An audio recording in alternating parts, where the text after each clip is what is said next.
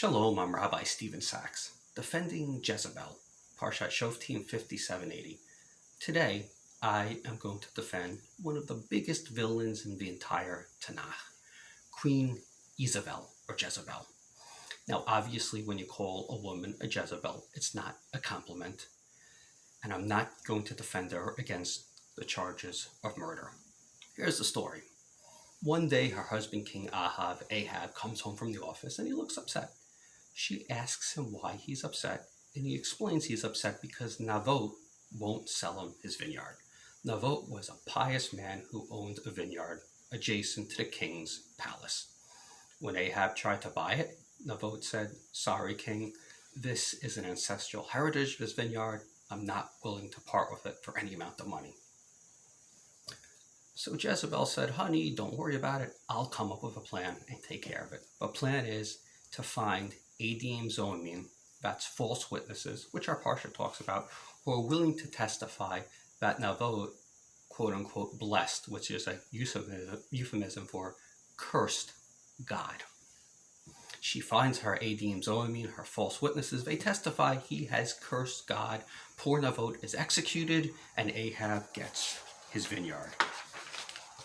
If I'm not defending her against these murder charges, what am I defending her against?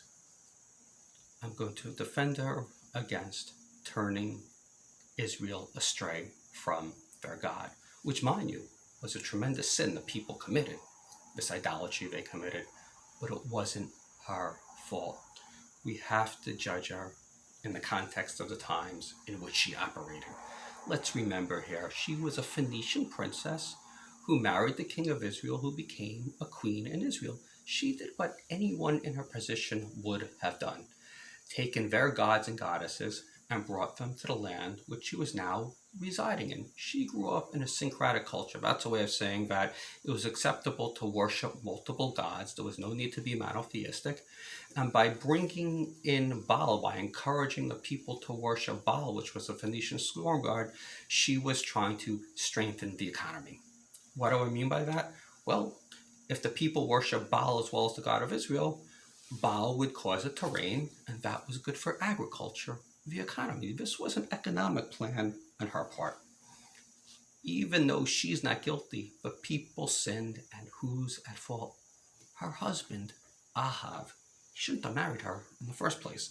The Torah in the Parsha again commands, "V'lo yarber lo nashim, v'lo yasar v'levavo." He shall not have too many wives, so they do not turn his heart astray. The Torah tells the king not to have too many wives. Why would the Talmud caps it at 18 wives? Why? Because we're afraid they'll turn him astray. The Torah is afraid he'll engage in political marriages to these foreign women, and they will bring in the worship of their gods and goddesses in an attempt to cement these political goddesses. When people in Israel would worship Baal, it was a way of cementing the relationship between Israel and Phoenicia. Now, King Ahab should have paid attention in Hebrew school and realized the danger of what he was doing, because none other than the wise Solomon, Shlomo HaMelech, fell into the same trap. Shlomo said, "Okay, I realize the Torah says don't have too many wives, but I can have a lot of wives and they won't turn me astray." But that's not how it worked out. In the end, Shlomo winds up building shrines to his wives' gods and goddesses, even basically across from the Beit HaMikdash, from his own temple, which he built to the God of Israel. He died an unrepentant idolater because his wives turned him astray. In fact, the Talmud in Sanhedrin teaches that as he was building the Beit HaMikdash, as he was building the temple, he married the princess of Egypt, and God was so angry, he sent his Malach, his angel Gabriel, to smite the water with his staff, and out of the water, out of the Mediterranean Sea, clay shot up, and the clay that shot up wound up making up the hills which would become Rome. Of course, the Romans didn't destroy Solomon's temple, they destroyed the second temple. The message here is clear. The message here is we need to judge people in the context in which they operate in. Jezebel was not at fault for the Baal worship. Her husband was. He should have known better, not her. So as we enter Elul, we've just entered Elul, the season of judgment, and we're going to judge people. People are going to come up to you and ask you for forgiveness. They feel maybe they've wronged you, and they're going to ask you for forgiveness. Before you say no, or before you say, I'm not so sure, put yourself in their shoes. Try to view them through the perspective in which they operate from. Suddenly it makes it a lot easier to forgive people when you do so. This is the way we want God to judge us. This is the way God judges the world. Look at the creation story, Adam and Chava, Adam and Eve.